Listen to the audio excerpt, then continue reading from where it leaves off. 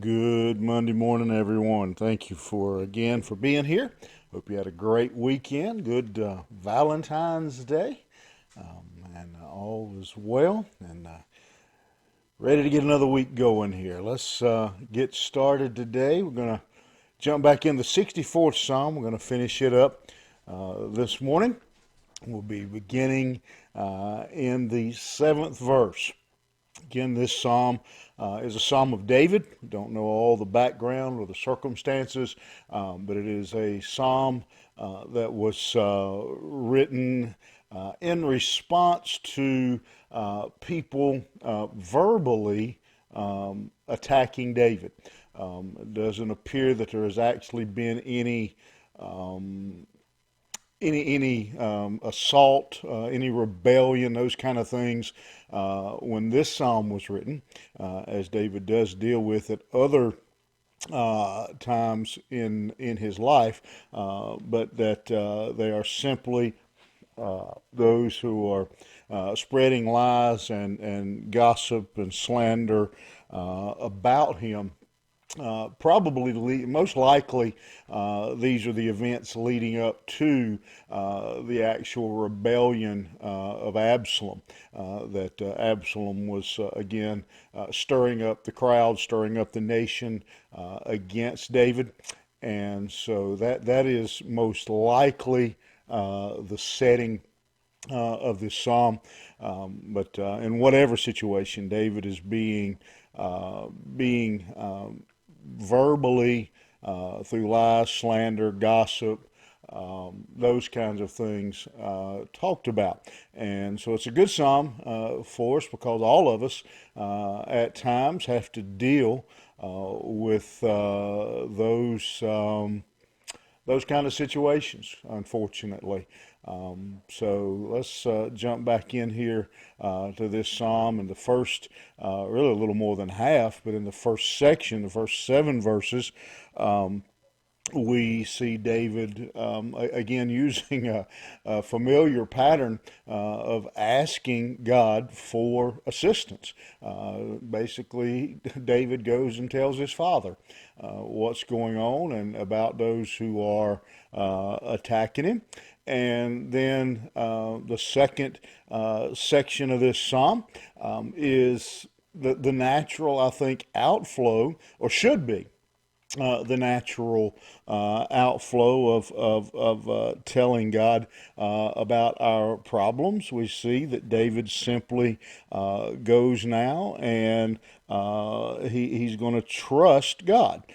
He's going to declare his confidence, his trust in God for his safety and for his deliverance, and so that is again, I think it's the natural, should be anyway, should be the natural response for us, that after we have prayed for deliverance, for protection, as David did, then that we naturally should then say, okay, Lord, now that I've given it to you, I'm going to let you handle it. Probably one of the hardest things to do. It's easy for me to sit here and say that this morning, but it's much more difficult to practice. We typically we go to God, we give Him the issue, we beg Him for help, and then we go try to fix things ourselves. Now, let me say there's a line to walk. The great mountain preacher Vance Havner used to say, "It's one thing to pray for a rabbit; it's another thing to bait a trap."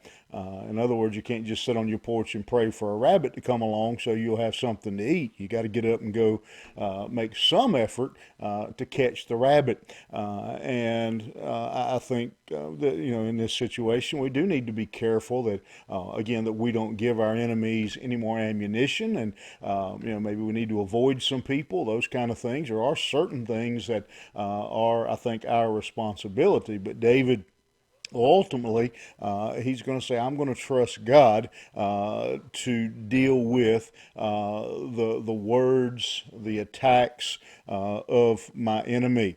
And so he says in verse 7, but God will shoot at them with an arrow. Suddenly shall they be wounded, so they shall make their own tongue to fall upon themselves. All that see them shall flee away.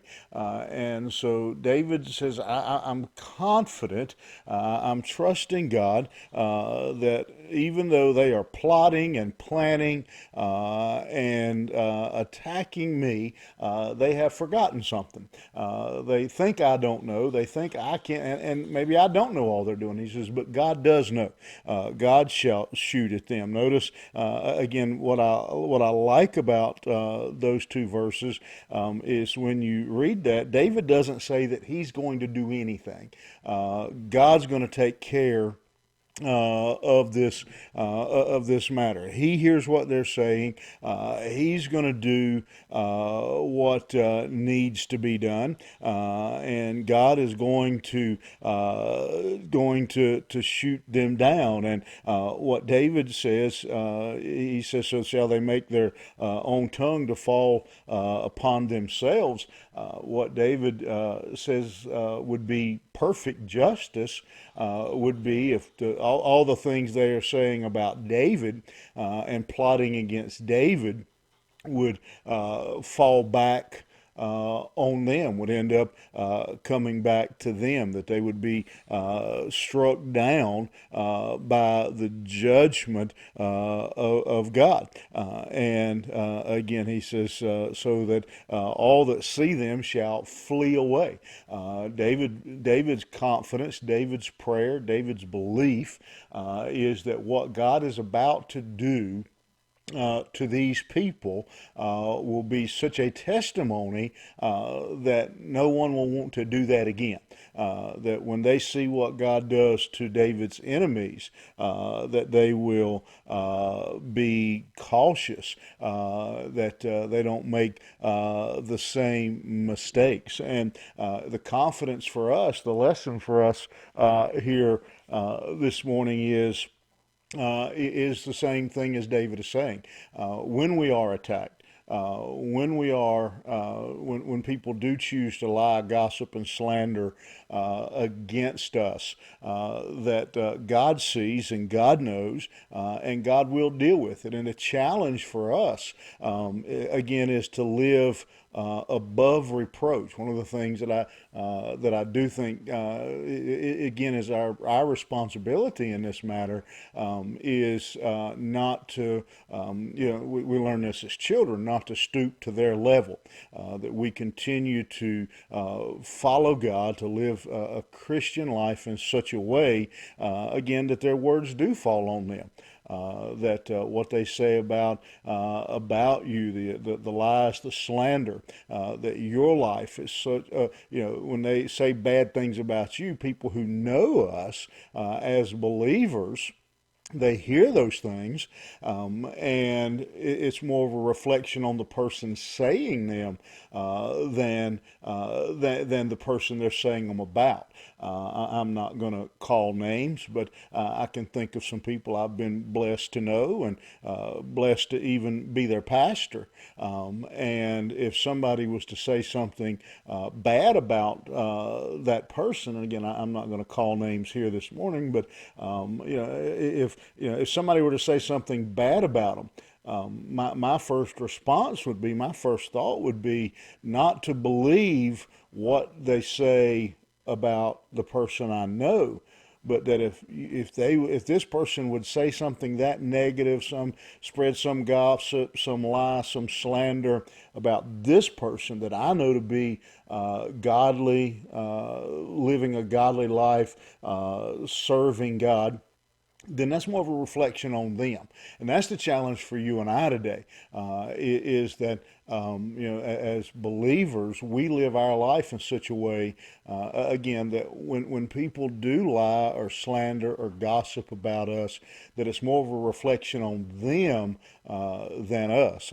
This is horrible, I know, but I think about the little thing that that kids say. What is it? I'm rubber, you're glue. What you say bounces off of me and sticks to you. That honestly should be the way we live as believers. That when people lie and slander us, that people should say, "Oh no, I know that's not true. So you must be lying."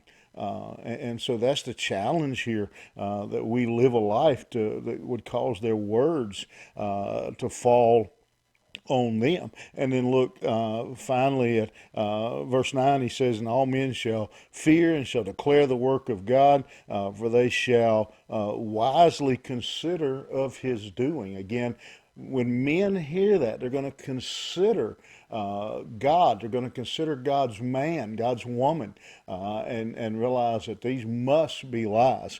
In verse 10, he says, "Then the righteous shall be glad in the Lord and shall trust in him, and all the upright in heart shall glory." And so David says here, that the righteous man, when he lives his life appropriately, when he is living above reproach, that when he is attacked verbally, gossip, lie, slander, that those words are going to go back against the person who said those words, but it's going to further enhance the man of God. The righteous will be glad in the Lord and will trust in him.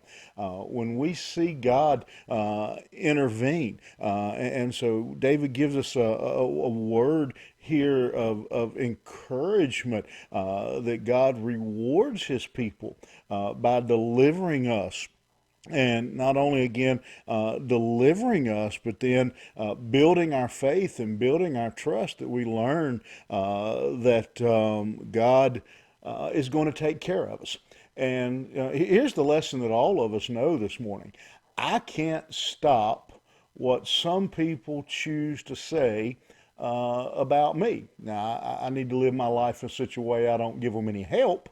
But I can't, if somebody chooses to gossip or lie or slander about me, plot against me as they did David, then I really, there's not much that I can do about it. The only thing I can really control is my own life and how I live in response to that. And so we actually, a good lesson would be for us to go back to the 37th Psalm that we've already been through, and we see there David shows us again how to respond to those who do evil. That we don't, if you remember, he told us not to fret.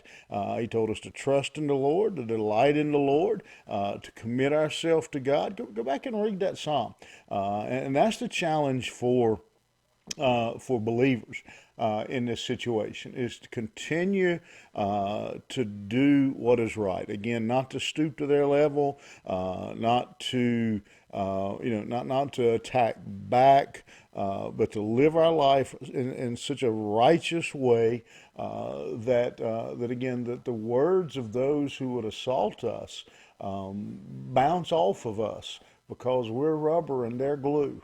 No, I'm not in the second grade. But that's the challenge for you and I, is to always, as Paul wrote, to stay the course, to run our race. And if somebody chooses to do that, I know it hurts. I know it stings. And as I said yesterday or Saturday, people who say sticks and stones will break my bones, but words will never hurt me, just haven't had the right words said about them. Words hurt. They hurt badly. But the challenge for us as believers is to stay the course, to continue to follow God, to live a life that proves that those who would attack us, they are the liars, they are the slanderers, and continue to follow Him. All right, I hope that helps you, because I know, again, it may not happen today, but people do attack, people lie, people gossip, and we do need God's assistance and God's help to stay the course and to continue to follow Him when that happens. So remember this psalm. Go refer back to the 37th Psalm and and follow the pattern, the message that David has given us. All right. Have a great day. We'll see you back here tomorrow morning.